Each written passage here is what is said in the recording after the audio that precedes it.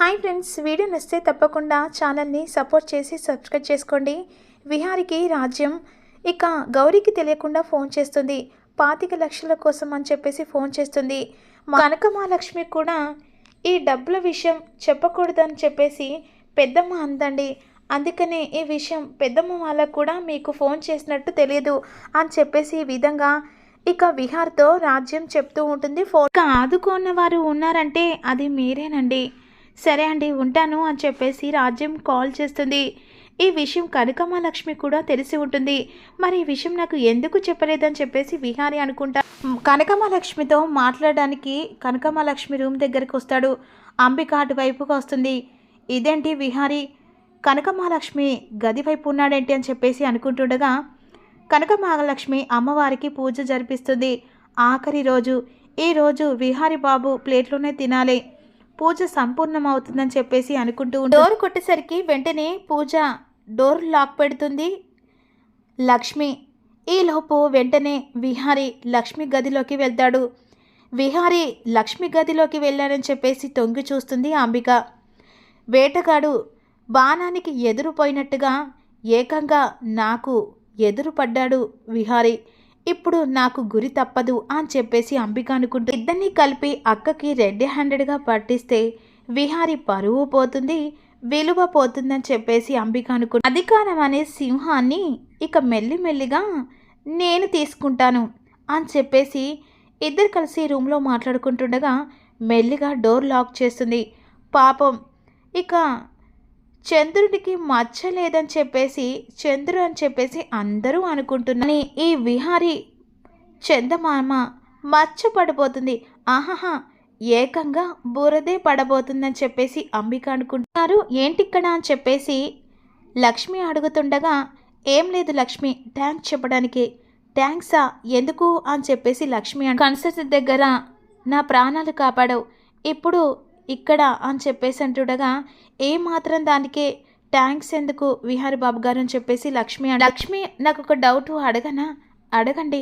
నాకు ఇంత సహాయం చేస్తున్నావే, మరి సహాయం మళ్ళీ నువ్వు తిరిగి ఎందుకు అడగట్లేదని చెప్పేసి విహారి అడుగుతాడు. ఈ దగ్గర సహాయం ఏముంటుందండి అని చెప్పేసి లక్ష్మి అంటే సహాయం గుర్తొస్తలేదా, ఒకసారి ఆలోచించు అని చెప్పేసి విహారి అంటుండగా మీరు ఇంట్లో ఆశ్రమించారు, దానికంటే ఏం కావాలి?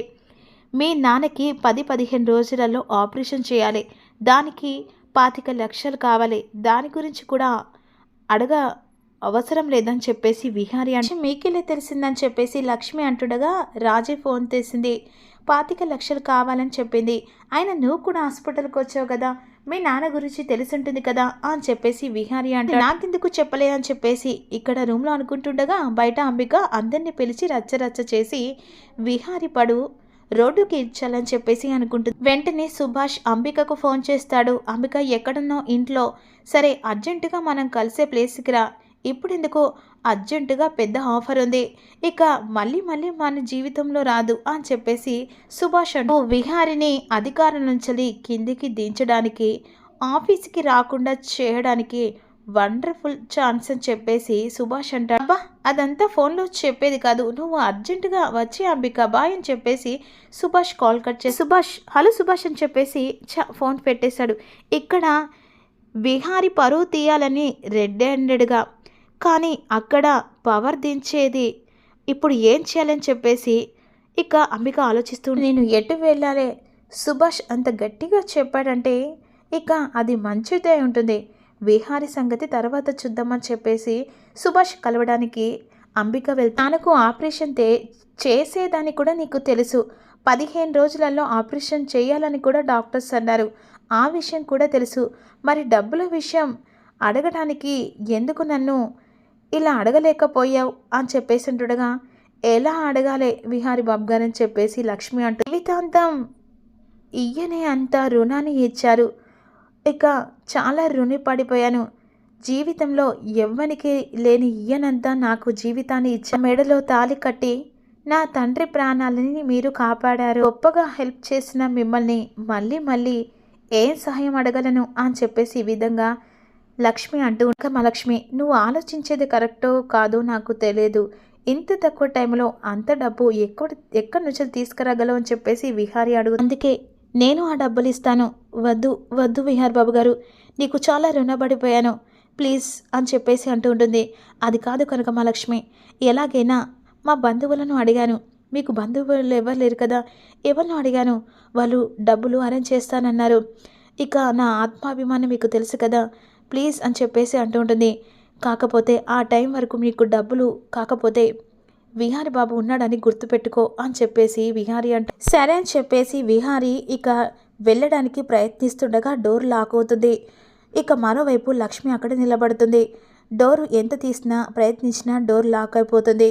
ఇక ఇక్కడ మాత్రం ఏమైంది విహారి గారు అని చెప్పేసి లక్ష్మి అడుగుతుండగా డోర్ రావట్లేదు, నేను ప్రయత్నిస్తానని చెప్పేసి లక్ష్మి కూడా ప్రయత్నిస్తుగా డోర్ రాకపోయేసరికి ఇక ఒక్కసారిగా విహారి కుంపదీసి బయట నుంచి డోర్ లాక్ చేశారని చెప్పేసి అంటుండగా లక్ష్మి షాక్ అయిపోతుంది. లాకా? ఎందుకు చేస్తారు? ఎవరు చేస్తారు? లాక్ చేయాల్సిన అవసరం ఎవరికి ఉంటుందని చెప్పేసి లక్ష్మి కంగారు పడుతుంది. నాకేం తెలుసు కనుక మా లక్ష్మి ఫోన్ చేస్తానని చెప్పేసి ఫోన్ చూస్తుండగా ఫోన్ మర్చిపోతాడు. ఇక కనీసం నీ ఫోన్ ఇవ్వు అని చెప్పేసి ఇక కనకమహాలక్ష్మి ఫోన్ అడుగుతుండగా కనకమహాలక్ష్మి ఫోన్ కోసం చూస్తూ ఉంటుంది. విహార్ బాబు గారు, ఇక నా ఫోను కిచెన్లో ఛార్జింగ్ పెట్టి మర్చిపోయానని చెప్పేసి అంటుంది. మన ఇద్దరిని ఇలా చూస్తే ఇక ఎన్నో మాటలు వస్తాయి. మామూలుగా మాట్లాడుతుందే లోకమంతా నిందలు వేస్తుంది. ఇలా ఇద్దరం చూసి ఇక ఇంట్లో వాళ్ళు ఏమంటారో ఒక్కసారి ఆలోచించండి అని చెప్పేసి లక్ష్మి కంగారు పడుతూ ఉంటుంది. లక్ష్మి కాస్త కూలుగా ఉండు, ఇక ఏం చెయ్యాలో చూద్దాం. కళ్ళ ముంగట ఇలా జరుగుతుంటే ఇక పరిష్కారం దొరకదు, ఇక్కడ మనకు సమస్య ఎదురుపడుతుందని చెప్పేసి విహారి ఆంటీకి పరిష్కారం కనిపించదు. కాస్త నువ్వు కూల్గా ఉండు, ఏం చేయాలో చూద్దామని చెప్పేసి విహారి అంటే ఈలోపు సుభాష్ని కలవడానికి అంబిక వస్తుంది. ఇక రా అని చెప్పేసి చేయి పట్టుకొని తీసుకెళ్తుండగా విషయం ఏంటో చెప్పు సుభాష్. చెప్తానులే, నువ్వు ముందు రా అని చెప్పేసి సుభాష్ అంబికని అంటే ఇద్దరు గెస్టులు వస్తారు కదా పార్టీకి. అంబిక వీళ్ళు యా ఐనో ప్లీజ్ సిట్ అని చెప్పేసి ఇద్దరు గెస్టులు అంబిక సర్ప్రైజ్ ఉంది త్వరగా రా అని చెప్పావు, ఏంటి సంగతి? వీళ్ళిద్దరు కలిసి మనకు వరాలు కురిపిస్తా అని చెప్పేసి అన్నారని చెప్పేసి సుభాష్ అంట. ఒక చిన్న పని చేస్తా అని చెప్పేసి సుభాష్ అంటుండగా వరాలు ఎవరు, ఒక చిన్న పనికి కురిపించే సుభాష్ అని చెప్పేసి అంబిక అంట. వరాల వెనుక పెద్ద కారణమైన ఉంటుంది, ప్రాఫిట్ అయినా ఉంటుందని చెప్పేసి అంబిక అంటే ఇట్లో దేనికోసం వరాలు ఇస్తున్నారు అని చెప్పేసి సుభాష్ని అడుగుతుండగా వెరీ షార్ప్ అంబిక అని చెప్పేసి సుభాష్ అంట. త్వరలోనే గోల్డ్ షాప్కి ఇన్వైట్గా ఇక వరాలను కురిపిస్తున్నారు, అంతేకాదు టెండర్ కూడా చేస్తున్నారు.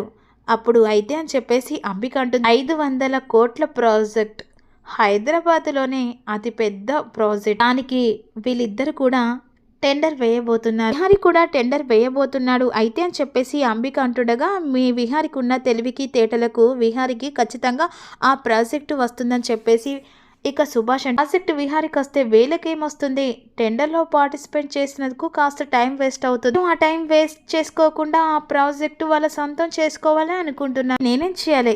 ఏం లేదు అంబిక, ఇక విహారీ టెండర్ వేస్తాడు కదా, ఒక చిన్న నెంబర్ తెలిస్తే చాలు అని చెప్పేసి సుభాష్ అంటే ఇస్తే చాలు అని చెప్పేసి అంటాడుగా. విహారీ ఎంత టెండర్ వేయబోతున్నాడో దానికి తగ్గట్టు మేము వేస్తామని చెప్పేసి క్లయింట్స్ అంటే నాకు హెల్ప్ చేశారంటే మీకు భారీ మొత్తంలో ముట్ట చెప్తాం, ఇక అంతేకాదు దుబాయ్లో ఫ్లాట్ కూడా ఇస్తామని చెప్పేసి అంబికకు ఆశ పెడుతుండగా ఎలాగైనా ఆలోచించు అంబిక అని చెప్పేసి సుభాష్ అంబికను రెచ్చగొడుతూ ఏం ఆలోచిస్తున్నావు?